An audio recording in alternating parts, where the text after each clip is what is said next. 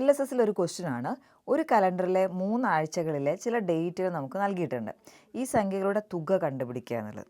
നമുക്ക് കിട്ടിയിരിക്കുന്ന നമ്പേഴ്സ് ഇതാണ്: 10, 11, 12. നെക്സ്റ്റ് വീക്കിൽ 17, 18, 19.